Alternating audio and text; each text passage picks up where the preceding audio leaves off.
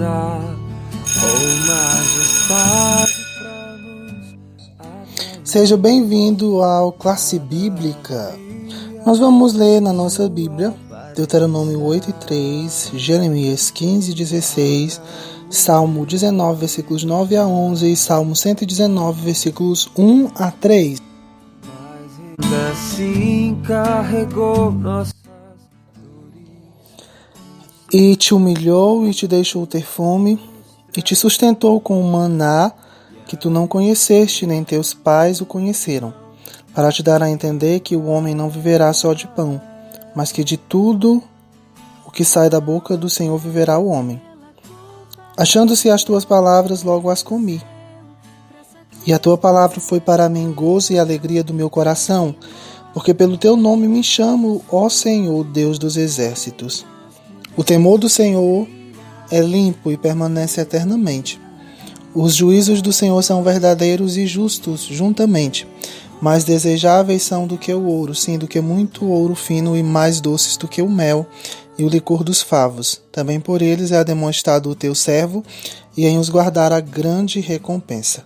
Ó, quão doces são as tuas palavras ao meu paladar, mais doces do que o mel à minha boca.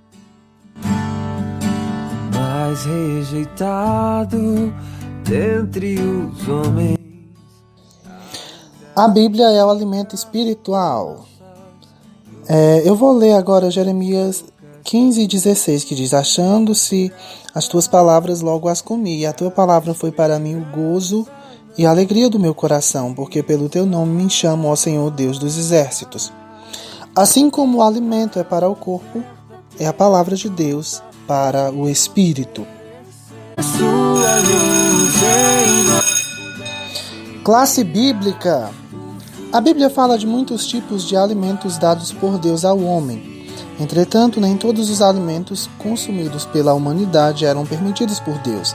Havia regras específicas estabelecidas na Bíblia quanto aos alimentos permitidos por Deus. Hoje trataremos de alguns bens bem universais, os quais tipificam a palavra de Deus, tais como pão, leite, mel, carne, azeite e outros tantos. Primeiro vamos ao pão. O pão dá vida para todo homem. Um alimento universal. O pão é um dos alimentos mais tradicionais na vida da humanidade. É um alimento universal. No princípio da criação, Deus estabeleceu o pão como símbolo do esforço do trabalho para Adão, em Gênesis 3:19. A relação entre pão e trabalho sempre esteve presente na experiência humana. Nos dias de Abraão, lhes apareceram 3 anjos em forma humana, aos quais Abraão lhes ofereceu um bocado de pão, como nos diz Gênesis 18, 5 e 6. Quando Abraão despediu Agar, a serva de Sara, deu-lhe pão e um odre de água, está em Gênesis 21 e 14. Em toda a história de Israel, o pão tem sido um alimento essencial para o povo. Nos dias de Jesus, ele multiplicou o pão e peixe e deu-os a uma grande multidão que o seguia. Está em Marcos 6, versículos 30 a 44. Nós continuamos no Classe Bíblica. Jesus identificou-se como o pão vivo do céu. Está em João 6, 47 a 55. Depois da multiplicação dos pães e peixes, Jesus percebeu que a multidão queria mais do pão que perece. Daí ele declarou ao povo que seu Pai daria o pão vindo do céu para dar vida ao mundo. Está em João 6,33. Logo ele declarou: Eu sou o pão da vida, aquele que vem a mim não terá fome. É o versículo 35 de João 6. No mesmo evangelho, Jesus é identificado como pão, como a palavra viva, o verbo divino que se fez carne, em João 1, do 1 ao 14. Jesus é a palavra, e este é o pão vivo que desceu do céu e alimenta a alma do homem faminto. A Bíblia é pão do céu para o faminto espiritual.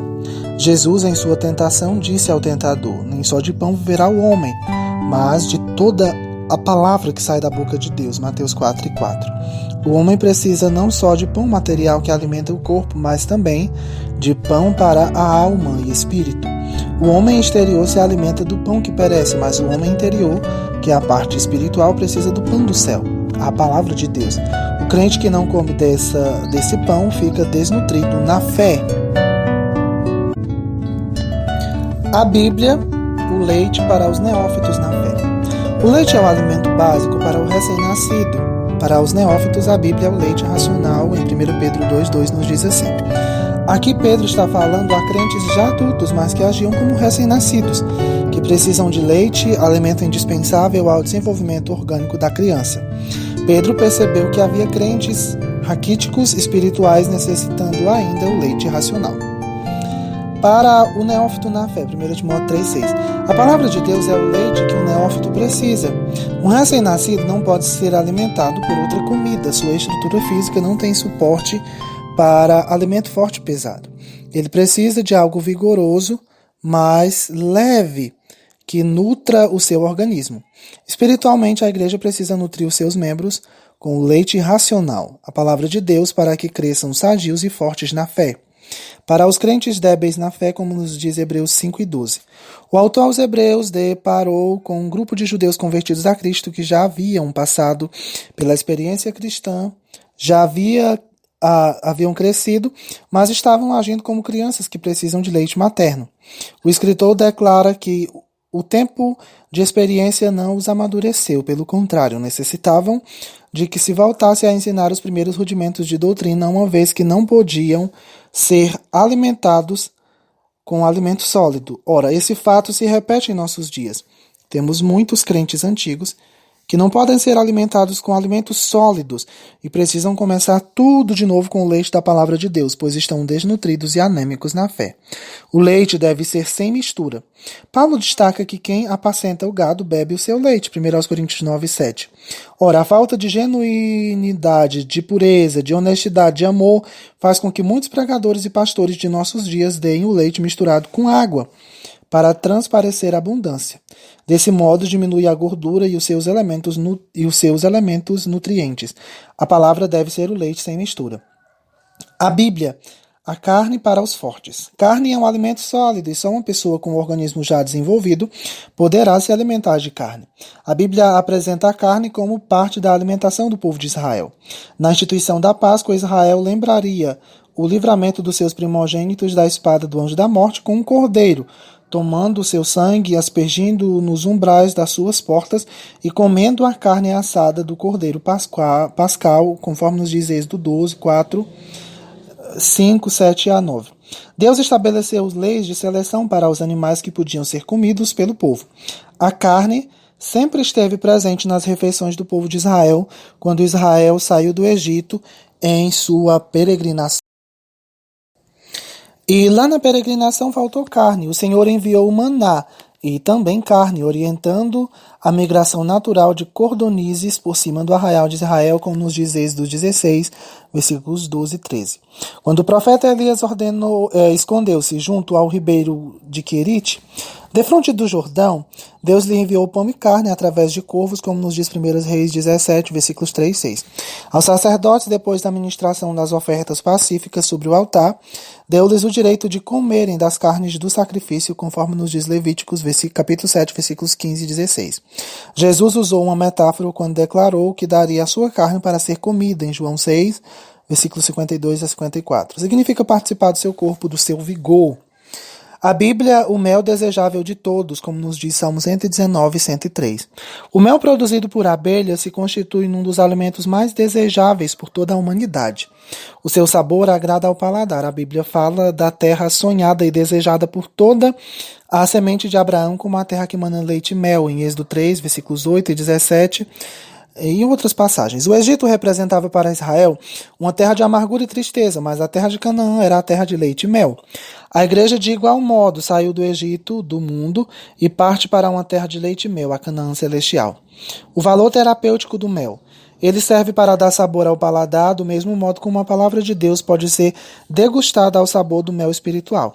A vida cristã seria triste sem saber a doçura da palavra de Deus. O mel tem ação terapêutica nas inflamações de garganta, como também é purgativo para aliviar o mal-estar físico. A palavra de Deus é o mel purgativo que limpa o nosso interior das impurezas. Aleluia. O mel é símbolo de gozo e vitória. Em Juízes, capítulo 14, versículos 5 e 6, temos a história de Sansão, quando no caminho das vinhas de Timnate, um leão o atacou. O Espírito do Senhor veio sobre Sansão e ele fendeu o leão de alto a baixo, deixando-o morto à beira do caminho. Ao voltar à casa, Sansão encontrou no corpo do animal um enxame de abelhas com mel. Ele tomou o favo de mel e os comeu, como está em Juízes 14, 8 e 9. Esse leão pode simbolizar as tribulações vencidas em nome do Senhor. O mel simboliza a palavra de Deus, que nutre a vida espiritual e nos dá vitória.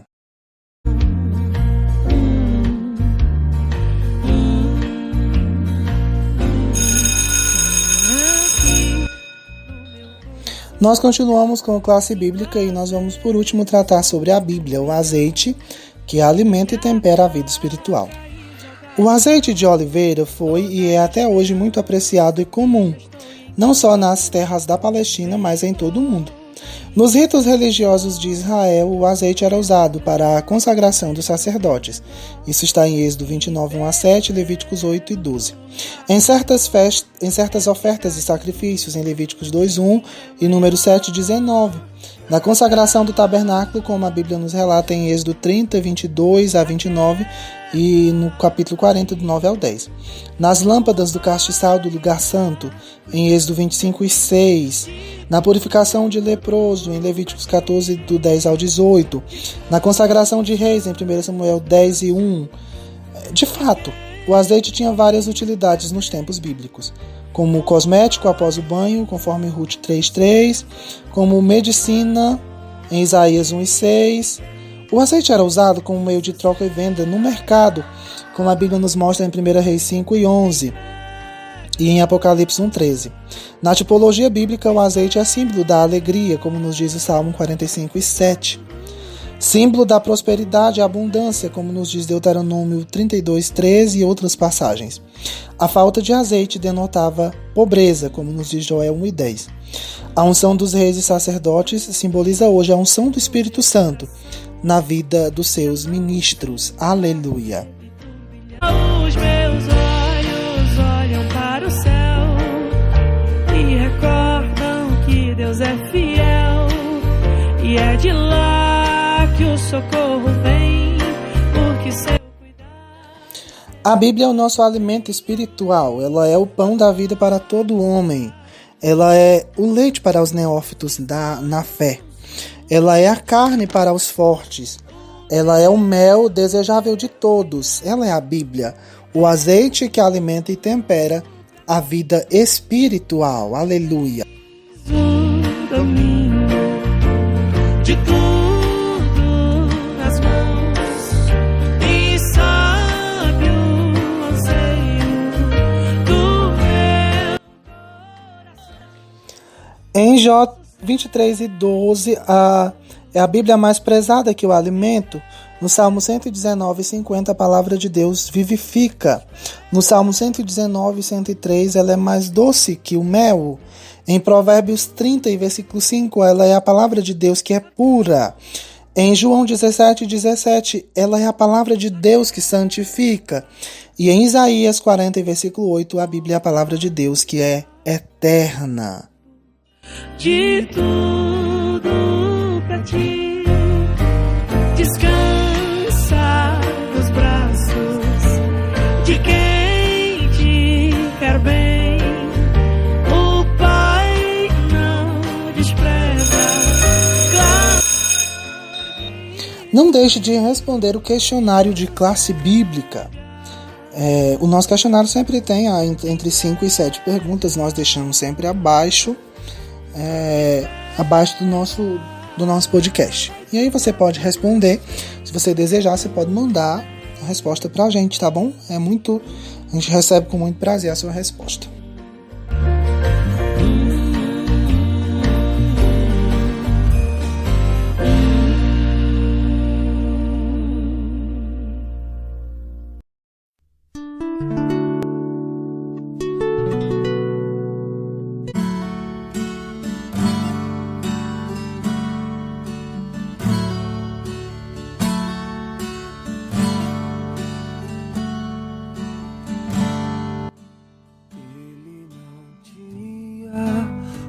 qualquer beleza. Classe Bíblica se despede. Deus abençoe a sua vida. Pra nos